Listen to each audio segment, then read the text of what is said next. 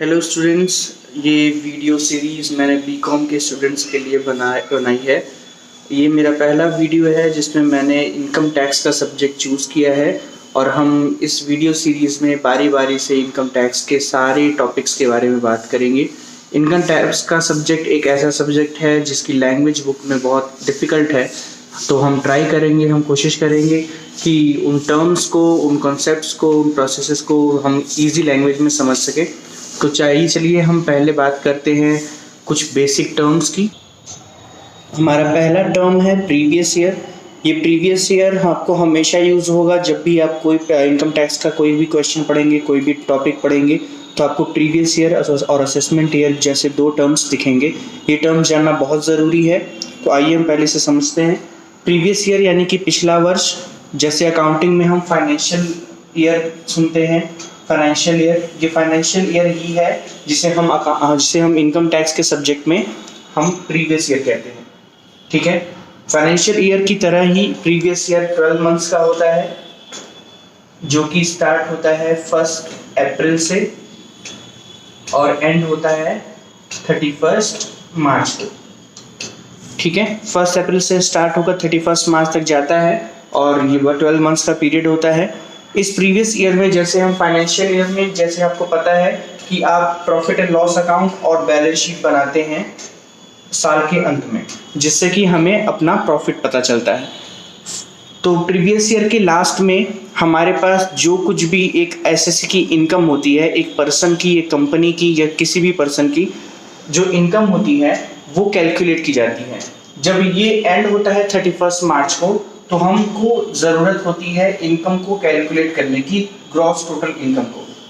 ये छोटे छोटे टर्म्स जो हैं वो हम बारी बारी से सबको ट्राई करेंगे, इसलिए आप मेरे दूसरे वीडियोस को भी देख सकते हैं जिनमें इनके बारे में ज़्यादा अच्छे से बात की गई है। ग्रॉस टोटल इनकम हमें निकालनी पड़ती है, जिसमें हम अपनी सैलरी की इनकम, हाउस प्रॉपर्टी की इनकम, कैपिटल गेन की इनकम, बिजनेस एंड प्रोफेशन की इनकम और अदर सोर्सेस की इनकम को कैलकुलेट करते हैं।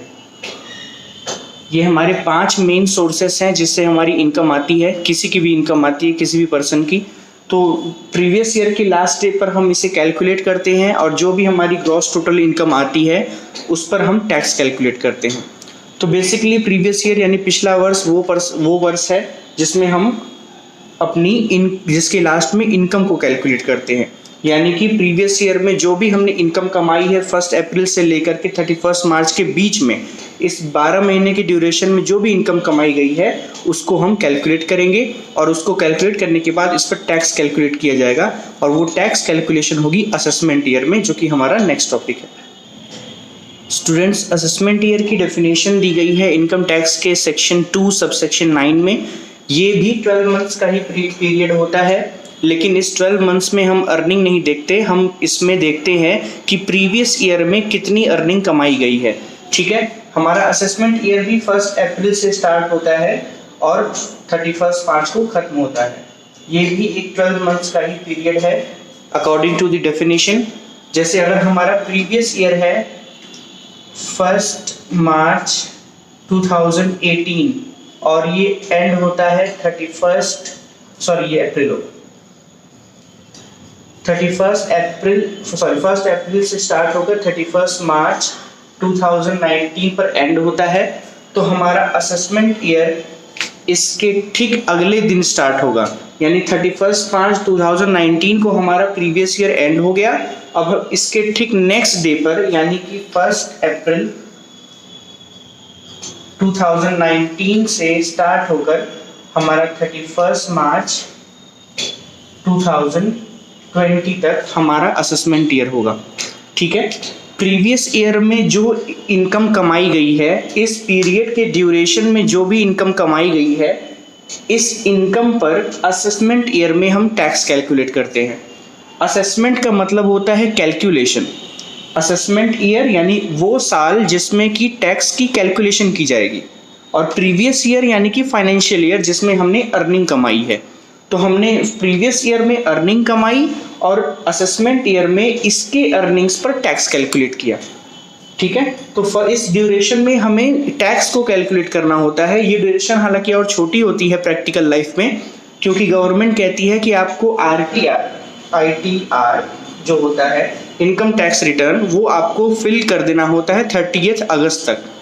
तो हम ITR CA की हेल्प करते हैं। हम जाते हैं चार्टर्ड अकाउंटेंट के पास और वो हमारी प्रीवियस ईयर की इनकम को रिकैलकुलेट करता है, क्योंकि ऐसी बहुत सारी चीज़ें हैं जो हमें अकाउंटिंग में नहीं दिखती हैं लेकिन वो इनकम टैक्स के अकाउंट में इनकम टैक्स के पर्पज़ में एग्जिस्ट करती हैं। तो चार्टर्ड अकाउंटेंट हमारे लिए प्रीवियस ईयर की इनकम को रिकैलकुलेट करता है और फिर असेसमेंट ईयर में उसका टैक्स जमा करता है या ITR फाइल करता है। तो ये दोस्तों असेसमेंट ईयर और प्रीवियस ईयर के दोनों की कंपैरिजन है। इसके कुछ एक्सेप्शंस हैं, ये दोनों चेंज हो सकते हैं, ये ड्यूरेशन कम भी हो सकता है। अगर आपने साल के बीच में कोई बिजनेस स्टार्ट किया है तो आपका प्रीवियस ईयर वहाँ से स्टार्ट होगा 31 मार्च तक, तो वो स्टार्ट से कम हो सकता है। एक और एक्सेप्शन है कि अगर मान लीजिए आपने अपना बिजनेस छोड़ करके बाहर जाने की सोची है, तो जिस ईयर में आपने बिजनेस छोड़ के जा रहे हैं दूसरी कंट्री में, तो आपका असेसमेंट ईयर में टैक्स जमा नहीं होगा, फिर आपका प्रीवियस ईयर में ही आपको टैक्स जमा करके जाना पड़ेगा।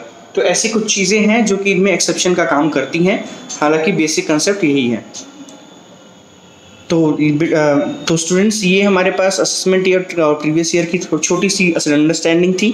मिलते हैं नेक्स्ट वीडियो में किसी और टॉपिक के साथ। ये हमारा लेक्चर सीरीज़ का पहला वीडियो है और हम इसी तरीके से बारी बारी सारे टॉपिक्स को डिस्कस करेंगे। आप अपने कमेंट्स में क्वेश्चंस पूछ सकते हैं, मैं उसके आंसर विदिन 1 आवर देने की कोशिश करूँगा। Okay, thank you so much.